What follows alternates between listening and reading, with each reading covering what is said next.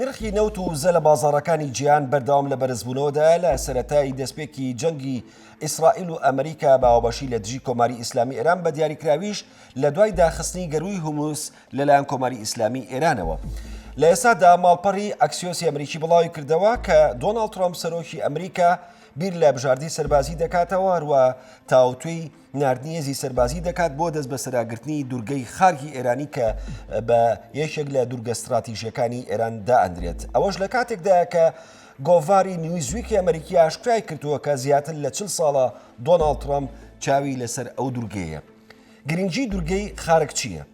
لەگەڵ ئەوەی کە ڕووبەرەکەی زۆر بچووکە، تەنها 23 کیلۆمەتر چوارگۆشەیە، بەڵام گرنگێکی زۆر هەستیاری هەیە بۆ ئابووری ئێران. بە گەورەترین تەرمیناڵی گواستنەوەی نەوتی ئێران لە قەڵەم دەدرێت بۆ بازاڕەکانی جیهان، بە دایبەتیش بۆ بازاڕەکانی کیشوەری ئاسیا کە لە 90 بۆ 95 کۆی بەرهەمە نەوتیەکانی ئێران لە دوورگەی خارگەوە هەناردەی دەرەوە دەکرێت. بەهۆی ئەمەشەوە بە شادەماری ئابووری و بڕبڕەی پشتی ئابووری ئێران دادەنرێت. هەروەها گرنگی ئەم دوورگەیە ئەوەیە کە ئەکەوێتە ناو قوڵایی ئاوەکانی کەنداو، ئێران پێ دەڵە کەنداوی فارسی، وڵاتانی عەربیش پێ دەڵێن کەنداوی عەربی. ئەمە وای کردووە کە کەشتیە زەبەلاحەکانی گواستنەوەی نەوت بە ئاسانی بتوانن لەنگەر بگرن لەناو ئاوقوڵەکانی ئەم دوورگەیەدا. هەروەها لە سەردەمی جەنگی عێراق و ئێراندا لە هەشتاکانی سەدەی ڕابردووە ڕژێمی ئەو کاتێ عێراق بەردەوام بردومانی ئەو ناوچەی کردووە، زانیوەتی کە بڕبڕەی ئابووری ئێرانە.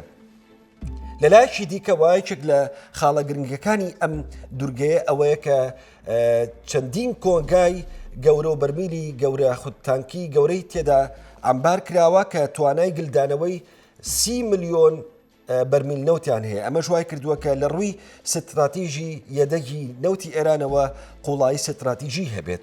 وە لە ئێسادا دەنگۆی ئەوە هەیە کە ئەمریکا هێزی سەربازی بنێرێت بۆ داگیرکردن و دەست بە سەراگرتنی ئەم دوورگەی. لە بەرامبەریشدا هێزە دەریایەکانی ئێران چاودێری وردی بارودۆخەکەکەن و بڵاوەیان کردو بەناو ئەم ناوچەیەدا بۆ ڕێگریکردن لە هەر جوموجوڵێکی سەربازی و دەست بە سەراگرتنی ئەم دوورگەیە، چونکە کەوتنی ئەم دوورگەیە لەلایەن ئێرانەوەکو وایە پاوەری ئابووری و شادەماری ئابووری ئێران بکوژێتەوە. بۆیە دوورگەی خارگ لەگەڵ ئەوەی کە دوورگەیەکی بچووکە بەڵام بە گەورەترین تاوەر و پاوەری ئابووری ئێران لە قەڵەمە درێت.